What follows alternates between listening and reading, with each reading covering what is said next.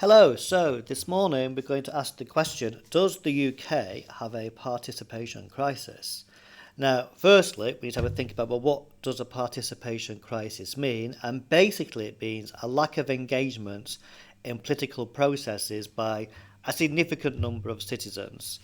And there are a number of different types of participation. There's what you would call the traditional means of participation, things like voting, joining a political party, things like that. And then there's things which you might say kind of non-traditional, so it might be social media engagement, possibly protest by pressure groups, that type of stuff. There are quite strong arguments on either side, and I'm going to argue that the UK does have a participation crisis. So, first of all, we'll do voting. I think this is probably the most obvious one, and the one I suspect most people would talk about. And I think it's quite clear there is some kind of crisis in Britain when it comes to voting.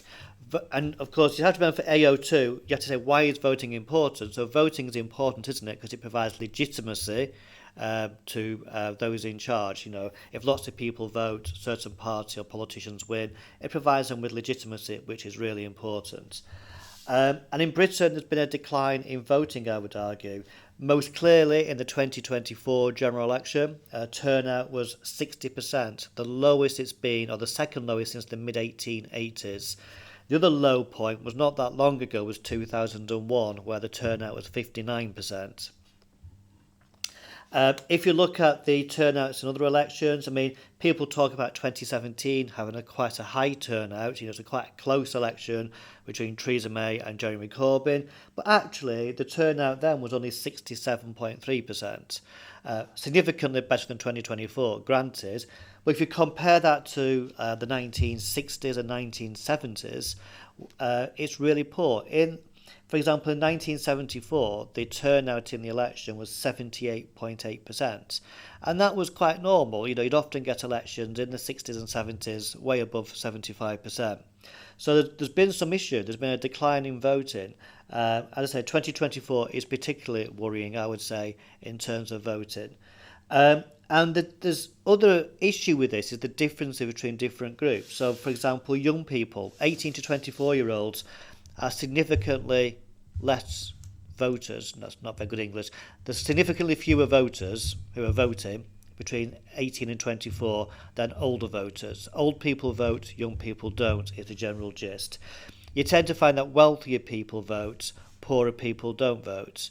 And again, there's a number of reasons being put forward for these things. Some say, well, it's down to the electoral system. First past the post, it creates these safe seats, you know, certain seats which Labour never lose, and there's certain seats the Conservatives never lose.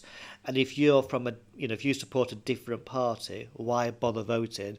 If your person's got no chance of winning. I don't think that's the strongest argument, personally. And it'd be interesting to see what happens. You know, with the rise of reform, there are no safe seats left. So in future elections, if that is a reason for low turnout, then there should be a high turnout next time because there's virtually no safe seats left. Other reasons are things like voter ID laws. And so it's made more difficult for certain groups to vote because you've got to show ID. That's been used to explain 2024, but it doesn't explain other elections. Another potential reason is the fact that people don't see elections being all that important. You know, 2024, you might say, was down to the fact that people were fed up with the Conservatives, people wanted to get rid of the Conservatives, but they weren't that inspired by Labour. Labour didn't exactly set the world on fire, and, you know, people went to their droves to vote Labour. They were just fed up with the Conservatives. So, again, that might explain that election, but it doesn't explain 2017, which was obviously quite a close election. Theresa May and Jeremy Corbyn, very different, both parties having quite radically different kind of agendas, yet only 67% of people voted. So, yeah, there's clearly an issue, isn't there, with voting? I think it's probably fair to say. However, we can get a bit gloomy on this. You could argue, actually, no, it's exaggerated. The UK doesn't have a crisis. It's got a bit of a problem, possibly, but not a crisis. And there are some signs that people do vote. So, obviously, in referendums, some of the referendums in the UK have had really high turnout. So, the Scottish independence referendum is often cited, 2014, where 85%, or I think it was 84.9 or something, percent of Scots voted. A massive turnout in Scotland for that independence. And it really suggests that if people think an election is really important, really significant, and there's a clear debate about it, then people will vote. The Brexit referendum, 72%. Now, obviously, a lot less than the Scottish independence one, but, you know, if the UK had a general election with 72%, we'd all be celebrating. So, again, this suggests that people are voting and they will vote and they're happy to vote. You could look at the turnout in general elections. You know, between 2001 and 2017, the turnout has gone up from 59% in 2001 to, was it 67, 68% in 2017. Now, I would argue that 2001 is a particularly low figure, and 67, 68% is a lot lower than the 1970s. But it does suggest that more people are voting in those recent elections. You could argue that voting might increase in future elections, like I said before, because Labour won so many seats with tiny majorities. You've got the rise of Reform UK. They are possibly engaging perhaps people who don't normally vote. And so actually what we might see, and again it's a bit presumptuous really, we might see in the 2028 election, 29 election, a higher turnout. But again, it's a little bit speculative at that point, isn't it? So, although there might be some signs that people do vote in elections, especially if they think they're important, I would argue that in general terms, we do have a crisis in the UK. People are not voting. People do seem quite disengaged. And this has the danger of influencing, or has the danger of kind of questioning the legitimacy of elections in the UK. Okay, the next thing we're going to have a look at is joining political parties. And again, I'm going to say there's a crisis in the UK when it comes to joining political parties. Again, it's an important means of participation because political parties choose candidates who stand for election are members of political parties. If you're not getting many people joining political parties, or the members are perhaps dominated by certain, social groups or age groups, that's going to skew the type of candidates and the quality of the candidates who are going to be selected for MP and councillors and things like that, which then could have an impact on the quality of, the ministers and the decisions which are made in the future. And I think there's a real issue here in the UK. People are just not joining political parties. Today, roughly 1.5% of the population are a member of a political party. If you compare these figures, so for example in March 2024, Labour had 366,000 members, which sounds a lot, okay? But if you compare that to the 1950s, where Labour had over 1 million members. The Conservatives have an even bigger difference here. In 2022, which is the last year they showed their figures, they had 172,000 members. Compare that to the 1950s, 1953, 2.8 million people were members of the Conservative Party. That's a massive decline. And again, the quality of candidates who are being selected might be affected by that. And because you've got such a narrow membership, again, that might suggest kind of a narrow set of interests which that party now has. I've got no stats for this, but I suspect a lot of Conservative members are probably older, probably whiter than the average UK population. I think that's probably true in Labour as well. And for the Conservatives, there's been a real big decline even since 2022. They've not released any figures since 2022. But if you look at the number of people who are eligible to vote for Rishi Sunak's replacement in 2024, it suggests a 23% fall in membership in the last 2 years. So there's clearly a big issue here with Labour and Conservatives and people joining them. As I said before, this does have the danger of influencing in a negative way the candidates that have been chosen. So there's clearly an issue. There's clearly some kind of crisis because people are not joining political parties. However, always a however, You might actually see it exaggerated. Actually, people will join political parties if they think it's going to be beneficial, or if they think, or if they're kind of enthused to join. So take Jeremy Corbyn. When he became Labour leader in 2015, there was a huge surge of Labour Party members. Many of the political left had been disillusioned by New Labour, felt that Labour wasn't left-wing or socialist enough. So a big increase. Under Jeremy Corbyn, Labour's membership went up to 500,000. It became the biggest political party in terms of membership in Europe. A far cry from 1 million in the 1950s, but 500,000 is a decent number. The Scottish National Party up in Scotland, following their defeat in the Scottish independence referendum, they saw a spike in membership. Lots of people suddenly joined the SNP after that referendum. And I think the best example is probably Nigel Farage's Reform UK. Reform UK, 2 years ago, 3 years ago, had virtually no members. It's a brand new party, isn't it? Today, according to their website, so there might be a little bit of ambiguity here, but according to their website, as of end of August 2025, they had a membership of 309,000. That is nearly twice as many as the Conservatives and not far off Labour, which does suggest that people are happy to join political parties, want to join political parties, if they feel engaged to do so, perhaps inspired to do so.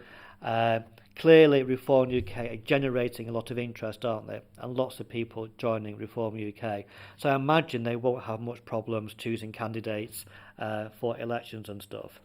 So perhaps the crisis, therefore, might not be people joining political parties. It might be people not joining Labour and the Conservatives. That might be the real crisis. And therefore, you could say that the UK does not have a crisis. However, I think that's a weaker argument. I think the stronger argument is that there is a crisis in the UK because the Conservatives are seeing a collapse of their membership. Labour's membership, I think, is in decline as well. Obviously, because Keir Starmer's done some things which are upsetting some on the Labour Party's left. The Scottish National Party's spike in membership went down again pretty quickly afterwards, especially with the problems the SNP had between Salmond and Sturgeon. The Liberal Democrats saw a slight surge as well following Brexit, but I think that's gone in decline as well. So I think overall there is a problem with party membership. Yes, Reform UK have done well. Yes, there are spikes occasionally, as shown by Corbyn's Labour, but I think the general trend is that people are not joining political parties, and this is having a problem or having a negative impact potentially on how representative these parties are, their ideas are, and also the quality of candidates being chosen to stand for election. I'm slurping my tea, we'll do the next one. Okay, now if we look at other areas, we can look at things like, for example, non-traditional areas. So we have a look at things like pressure groups and trade unions. Now, if we look at trade unions, okay, there's a bit of a crisis here, you might argue. Again, compared to the 1970s, in 1979, 13.2 million people were a member of a trade union. A trade union, just to remind you, is a sectional pressure group who look after the interests of particular section of society, usually workers. So you might get like the train drivers union, the RMT. Their main interest is over people who work on driving trains, for example. I'm in the NEU, the National Education Union. Again, that looks after the interest, the pay, the conditions of teachers. So 1979, 13.2 million people were in trade unions. Today, it's about 6.25, so it's halved, essentially. There's lots of reasons behind this halving of membership in trade unions. People's jobs have changed. You don't get lots of people today working in factories. In the 1950s, 60s and 70s, lots of people would work in a factory. They'd all join a trade union to look after their interests. Today, people don't do. There's lots more self-employed people today, people working in call centres, people working in shops. Fewer private sector people are in trade unions. That said, a lot of public sector workers like teachers, civil servants, firemen, police, many of those people are in trade unions still. Another reason which might suggest an issue of participation is the number of strikes have gone down as well, and people participated, tried to, working with their trade unions. Again, one reason might be because they're seen not to work. So, for example, think of all the strikes that took place at the end of the Sunak government. So you had the nurses on strike, the doctors on strike. They didn't get the pay rise they wanted. Okay, the government tried to ignore them for as long as they could. And in fact, they passed a law in 2016 called the Trade Union Act, which made it more difficult to go on strike. And so you could argue that people are not joining trade unions or actively participating because jobs have changed and the world has changed to the economy, but also because the scene has not been that effective. However, those who say there's not a crisis will point out, well, actually, lots of public sector workers are in trade unions still. They've still got 6.25 million members. That's a fair, decent amount.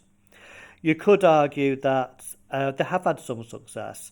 So in 2023, 77% of doctors or junior doctors, I think they've been renamed to something else now, but anyway, they were called junior doctors, they voted to go on strike, and they did go on strike. The nurses went on strike, the train drivers went on strike, and actually the Starmer government, when they came into power, although they didn't give them exactly what they wanted, they did negotiate a deal to get them back into work. So you could say strikes have had some success. And therefore this suggests there's not a crisis in terms of participation. People are joining trade unions, people are going on strike, people are voting in the ballots for trade unions to vote for or against industrial action. So if we look at other pressure groups, again, potential crisis here in terms of not so much membership but activity. Lots of people might join in pressure groups, like the RSPB's got over 1 million members, the National Trust has got a similar number. But how many of these members who join pressure groups actually do anything? So-called checkbook members, they'll pay the subs every year, pay the money over, but that's about all they do. How many people who are joining a pressure group actually joining protests? And actually, how effective are those protests? So if you take, for example, protests done by things like Extinction Rebellion on Just Stop Oil, they actually seem to antagonise people more. And so you could argue that, a small number who were participating on those issues have actually kind of damaged their cause in many ways. And in fact, the government reacted by passing a law making protests more difficult, called the Policing Act and the Public Order Act of 2020 and 2023. So this might suggest that protests and stuff are not effective and they're not a very good form of participation because people are not doing it. Only a few people are joining these protests, whereas most people choose not to and just feel aggrieved, the fact that they've been delayed getting into work or whatever.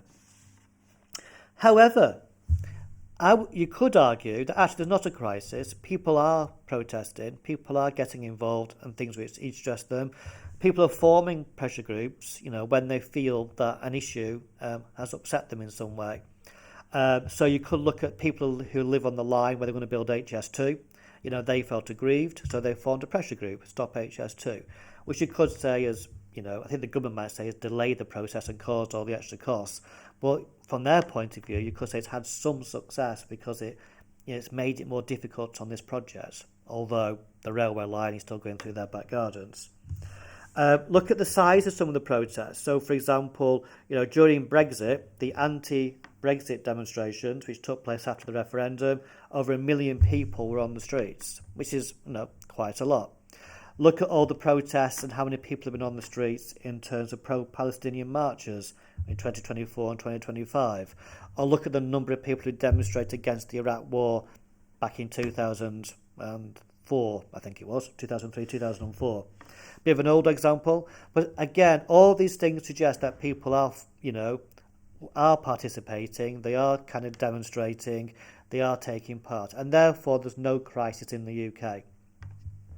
However, I would still argue that there is. I would say, yeah, these are some highlighted examples, but actually, how many people actually stood on the picket lines on those strikes for doctors and teachers?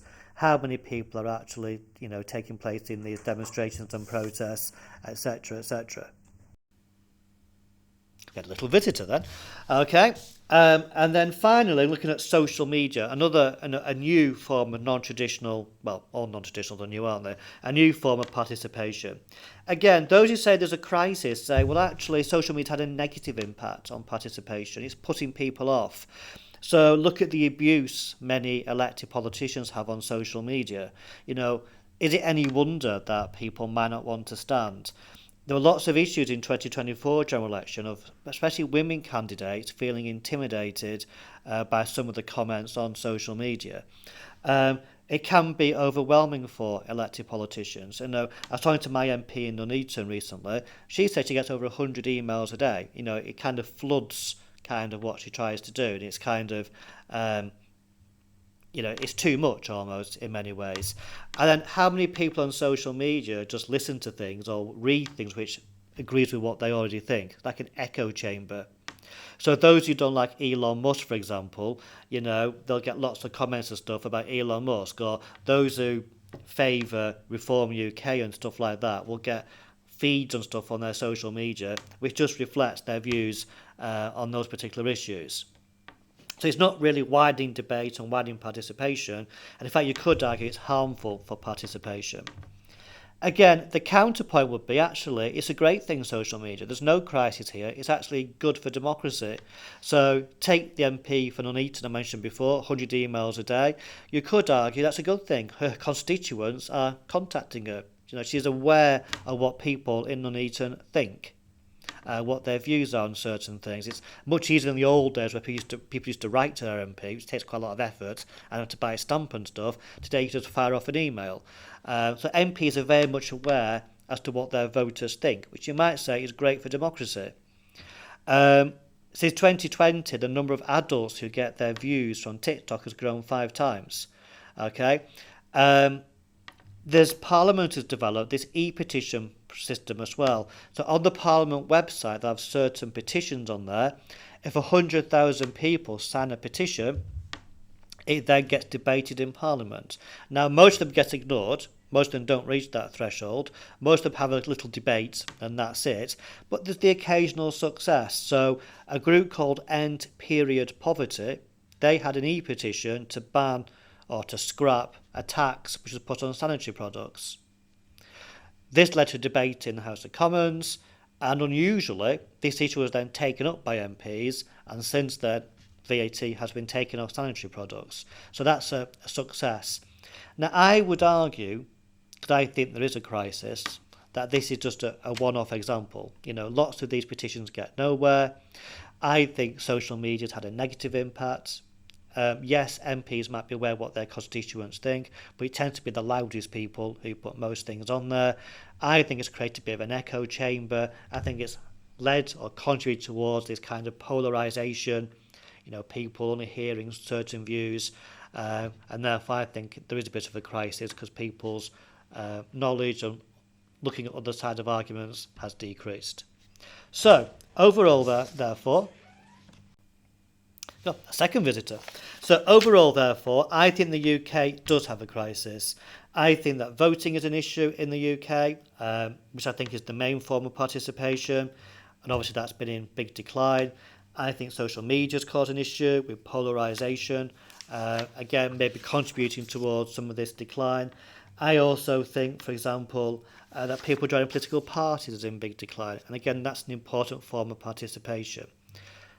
Although you could argue there's not a problem, look at Reform UK and their membership, look at social media allowing people greater chances to get their views heard.